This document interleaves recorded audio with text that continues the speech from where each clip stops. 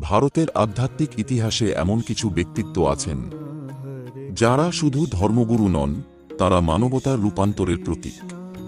তাদের মধ্যে অন্যতম হলেন শ্রী শ্রী চৈতন্য মহাপ্রভু, যিনি তাঁর জীবনে প্রেম, ভক্তি ও ঈশ্বর চেতনার এক নতুন জাগরণ ঘটিয়েছিলেন। তিনি বলেছিলেন, যে নাম গায়, যে প্রেমে ভরে, তার হৃদয়ে ঈশ্বর বিরাজমান। চলুন জেনে নিই সেই দিব্য ব্যক্তিত্বের জীবনের কাহিনী, যিনি সারা ভারতকে শিখিয়েছিলেন ভগবানের পথে প্রেমই শ্রেষ্ঠ সাধনা।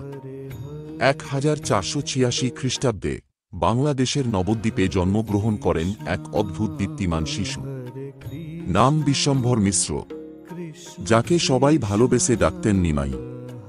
তাঁর পিতা ছিলেন জগন্নাথ মিশ্র আর মাতা শচী দেবী। জন্ম থেকেই নিমাই ছিলেন অত্যন্ত বুদ্ধিমান ও চঞ্চল। শৈশবেই তিনি জ্ঞান ও যুক্তির আলোয় সকলকে বিস্মিত করেছিলেন। কিন্তু তাঁর জীবনের আসল উদ্দেশ্য ছিল জ্ঞান নয়, ভক্তি। তিনি পৃথিবীতে এসেছিলেন প্রেম ও নাম সংকীর্তনের মাধ্যমে ভগবানের প্রকাশ ঘটাতে। নিমাই বড় হতে হতে কুশলী পণ্ডিত হয়ে ওঠেন।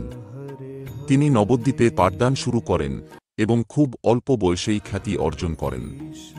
তবে তাঁর অন্তরে তখনও ঈশ্বর প্রেমের জাগরণ ঘটেনি। একদিন গঙ্গা স্নানের সময় তাঁর জীবনে ঘটে এক অলৌকিক পরিবর্তন। ভক্তদের সংস্পর্শে এসে তাঁর মধ্যে জাগ্রত হয় ভক্তির আগুন। তিনি অনুভব করেন, জ্ঞান নয়, ঈশ্বরকে পাওয়া যায় প্রেমের মাধ্যমে। সেই দিন থেকে পণ্ডিত ও নিমাই হয়ে উঠলেন চৈতন্যদেব, ভগবানের নাম সংকীর্তনের অগ্রদূত। 24 বছর বয়সে চৈতন্য মহাপ্রভু গৃহত্যাগ করে গ্রহণ করেন সন্ন্যাস।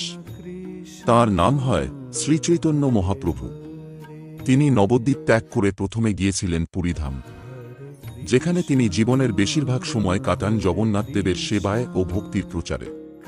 তিনি সর্বত্র ছড়িয়ে দিয়েছিলেন এক অদ্ভুত বার্তা, ভগবানের নামই মুক্তির পথ। ভগবানের প্রেমে তিনি আত্মভোলা হয়ে যেতেন। কখনো নাচতেন, কখনো কাঁদতেন, কখনো হরিবোল ধ্বনিতে মুখর করতেন পুরো শহর। চৈতন্য মহাপ্রভু ছিলেন ভক্তি ও আধ্যাত্মিক প্রেমের জীবন্ত রূপ। তাঁর মধ্যে একসাথে ফুটে উঠেছিল রাধার প্রেম ও কৃষ্ণের করুণা। তাঁর কীর্তনের সময় মানুষ আত্মবিস্মৃত হয়ে যেত। চোখে জল, কণ্ঠে নাম আর হৃদয়ে এক গভীর আনন্দ। তিনি বলতেন, ভগবান দূরে নন, তিনি তোমার প্রেমের ভিতরেই আছেন। এই শিক্ষা সারা ভারতে ছড়িয়ে পড়ে। নবদ্বীপ থেকে পুরী, বৃন্দাবন থেকে উড়িষ্যা, প্রেম ভক্তির ঢেউয়ে ভেসে যায় গোটা দেশ। চৈতন্য মহাপ্রভুর দর্শন ছিল অচিন্ত্যভেদাভেদ তত্ত্ব, অর্থাৎ ভগবান ও জীব আলাদা আবার একই। যেমন সমুদ্র ও তার তরঙ্গ আলাদা নয়, কিন্তু একই সত্তার প্রকাশ। তিনি শেখালেন, ভগবানের কাছে পৌঁছানোর পথ জ্ঞান বা ত্যাগ নয়, বরং প্রেম ও নাম সংকীর্তন। তাঁর ভাষায়, হরে কৃষ্ণ কৃষ্ণ কৃষ্ণ হরে হরে, হরে রাম রাম রাম হরে হরে। এই নামই হল মুক্তির দ্বার, আনন্দের সুর, ঈশ্বর চেতনার প্রকাশ। শ্রীচৈতন্য মহাপ্রভু জীবনের শেষ পর্যায়ে পুরীতে অবস্থান করেন। সেখানে তিনি ভগবানের প্রেমে লীন হয়ে যান।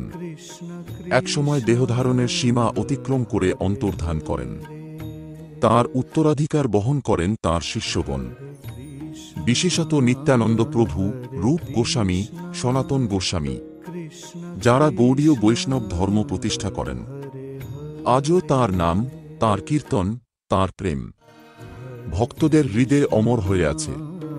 শ্রীচৈতন্য মহাপ্রভু আমাদের শিখিয়েছেন, ভগবানকে পাওয়া যায় প্রেমের মাধ্যমে, ভক্তির মাধ্যমে। যে হৃদয়ে নাম আছে, যে হৃদয়ে করুণা আছে, সেই হৃদয়ই ভগবানের মন্দির। জয় শ্রীচৈতন্য মহাপ্রভু। হরে কৃষ্ণ হরে রাম।